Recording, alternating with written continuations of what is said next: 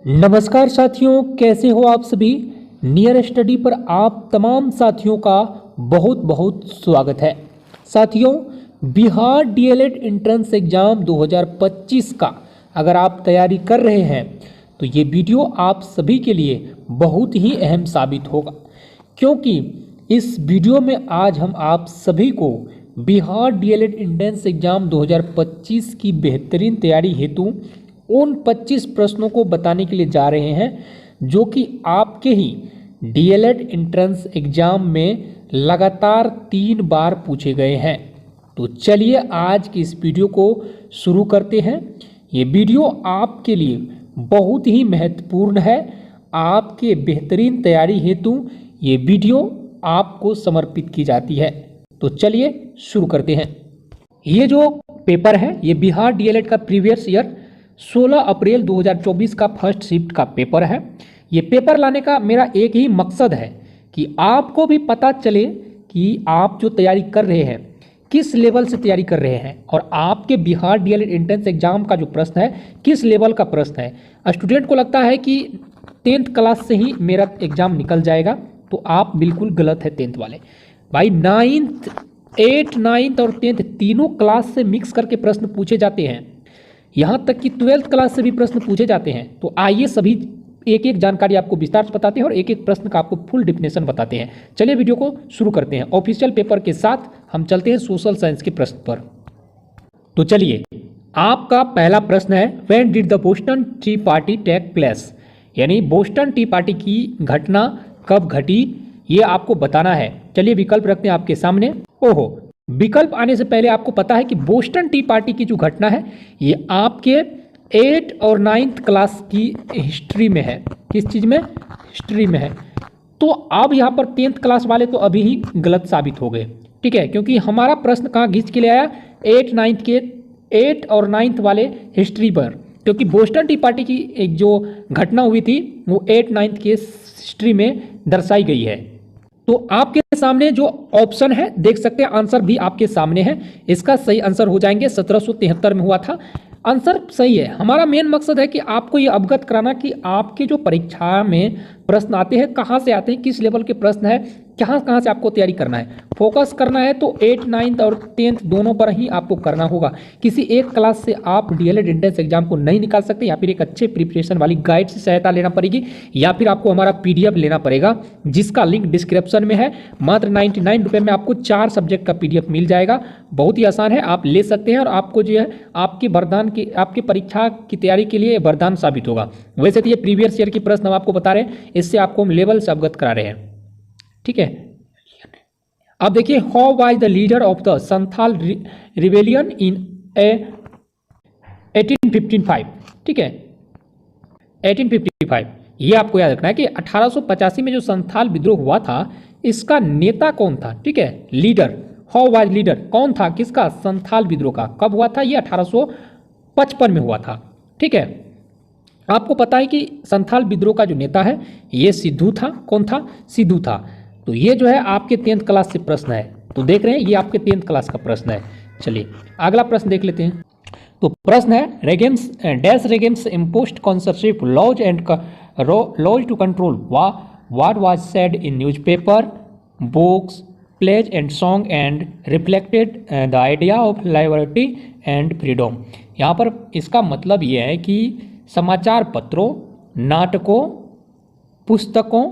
नाटकों और गीतों में कही गई बातों को नियंत्रित करने के लिए हमें सेंसरशिप कानून लागू किया गया और स्वतंत्रता एवं आज़ादी के विचारों को प्रतिबिंब किया गया। किस व्यवस्था में किया गया?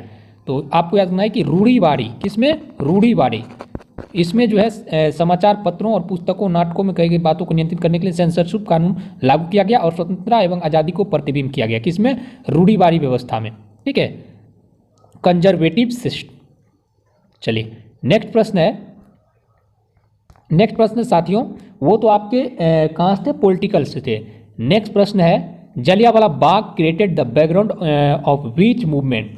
जलियांवाला बाग हत्याकांड, जलियांवाला बाग ने किस आंदोलन की पृष्ठभूमि तैयार की? जलियांवाला हत्याकांड से कौन सा मूवमेंट का बैकग्राउंड तैयार हुआ, ये आपको वहाँ पर बताना है। तो आप सबको पता है कि जलियांवाला बाग हत्याकांड के बाद जो मूवमेंट आई वो किसका मूवमेंट आई?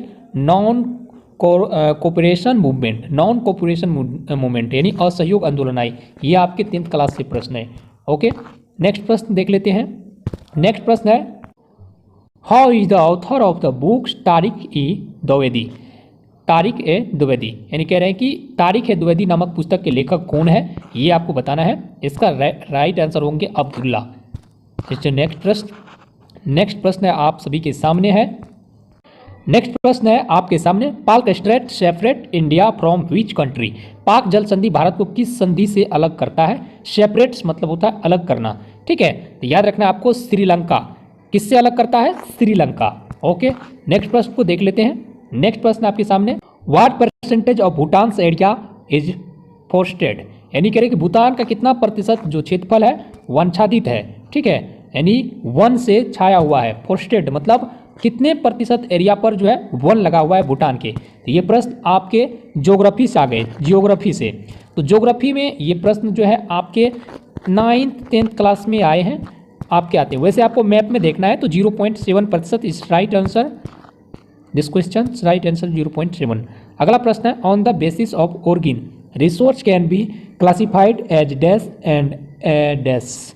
कह रहे हैं कि उत्पत्ति के आधार पर संसाधनों को डैश और डैश के रूप में वर्गीकृत किया गया है। तो आपको कहना है कि उत्पत्ति के आधार पर जैविक और अजैविक के रूप में वर्गीकृत किया गया है। इसे हम लोग बायोटिक एंड अबायोटिक कहते हैं, ठीक है, biotic and abiotic, classified biotic and abiotic. Next प्रश्न है, नेक्स्ट प्रश्न is which on the flowing is non metallic minerals. कह रहा है कि राज्य में स्थित है निम्नलिखित में से कौन सा एक अधातु है, यानी metallic mineral, metallic non metallic mineral, ठीक है। तो अधातु खनिज कौन है, ठीक है, तो अधात्विक खनिज आपका कॉपर है, इसे हम लोग तांबा कहते हैं, ठीक है। चलिए नेक्स्ट प्रश्न को देख लेते हैं साथियों। नेक्स्ट प्रश्न आपका, नेक्स्ट प्रश्न is teak monoculture has damage the neutral forest index. यहाँ पर इस प्रश्न का मुख्य बात यह है कि जो टीक मोनोकल्चर है, ये जो है टीक मोनोकल्चर ने जो डैश प्राकृतिक जंगल को नुकसान पहुंचाया है वो कहाँ है, ठीक है, कहाँ स्थित है, ठीक है। याद रखना है कि टीक मोनोकल्चर साउथ इंडिया में है जो प्राकृतिक जंगलों को नुकसान पहुंचाया है।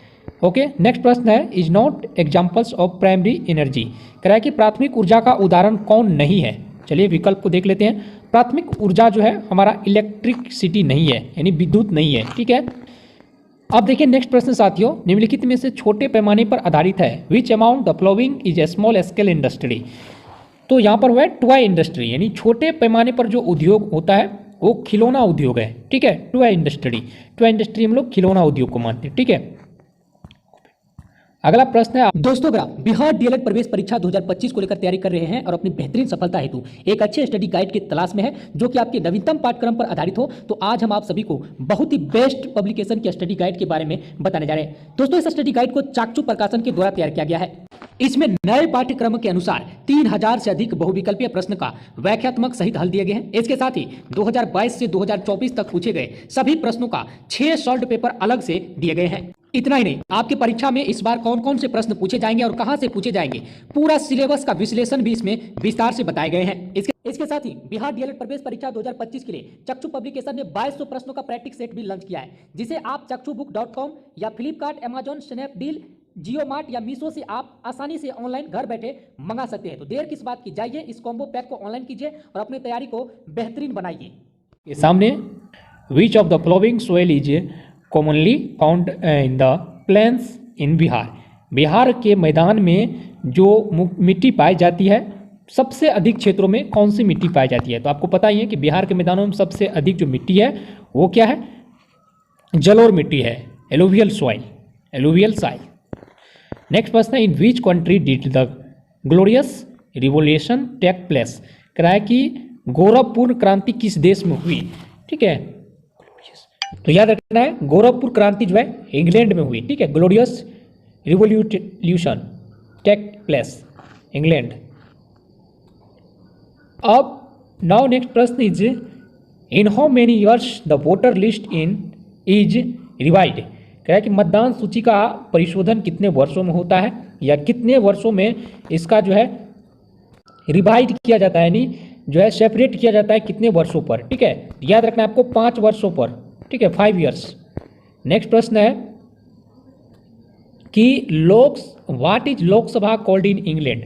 इंग्लैंड में लोकसभा को क्या कहा जाता है, तो याद रखना है house of Commons, house of Commons. England में लोकसभा को क्या कहा जाता है, हाउस ऑफ कॉमन, ठीक है। नेक्स्ट प्रश्न है आपके सामने, which on the flowing is not a political right. आपको याद रखना है कि इनमें कौन राजनीति का अधिकार नहीं है। राजनीति का अधिकार, राजनीति का अधिकार है सरकार की आलोचना, किसी धर्म को स्वीकार करने का अधिकार, ठीक है, right to adopt any religion. इसका सही आंसर रहेगा right to adopt any religion, ठीक है। किसी धर्म को स्वीकार करने का अधिकार राजनीति का अधिकार नहीं है, ये आपको याद रखना है। अगला प्रश्न है, ये सभी के सभी प्रश्न आपके एग्जाम में पूछे गए हैं। अगला प्रश्न है, how many lists has been made for purpose of distribution of power in India.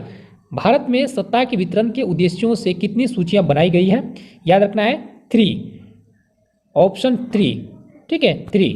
Next प्रश्न है, ये सभी के सभी प्रश्न आपके एग्जाम में पूछे गए हैं। In which of the following years did the first amendment act of the constitution of India come in force. आपको प्रश्न में पूछ रहे हैं कि in which the following years did the first amendment. आपको यहाँ पर प्रश्न है कि किस वर्ष में भारत के संविधान का पहला संशोधन हुआ, ठीक है, कम इन फोर्स, ठीक है। तो यहाँ पर प्रश्न है, ऑप्शन है कि भारत के संविधान का पहला संशोधन 1951 में हुआ था, 1951, ओके। अगला प्रश्न है, countries face dash challenge of making transition of to democracy and then instituting democratic government. प्रश्न है कि देश को लोकतंत्र में परिवर्तन करने और फिर लोकतांत्रिक सरकार स्थापना करने डैश चुनौती का सामना करना पड़ता है। तो इसके लिए जो है आपको याद रखना है कि मूलभूत चुनौतियों के सामना करना पड़ता है, ठीक है, फाउंडेशनल जो चुनौती है इसके सामना करना पड़ता है, ठीक है। चलिए प्रश्न है आपके, अगला प्रश्न है, identify the tense use in sentence Nick has purchased a new laptop. यहाँ पर आपको प्रश्न कह रहा है कि आप इसे कैसे आइडेंटिफाई करोगे जब सेंटेंस नीक हैज परचेड ए न्यू लैपटॉप। जब कोई कह रहा है कि, यहाँ पर कह रहा है कि नीक कोई है आदमी जो परचेज किया एक न्यू लैपटॉप, ये किस सेंटेंस में है अभी, ठीक है। तो ये जो है इस प्रश्न का सही आंसर होंगे इस सेंटेंस को, ये तो इंग्लिश का प्रश्न है, वैसे भी आपको हम बता देते हैं।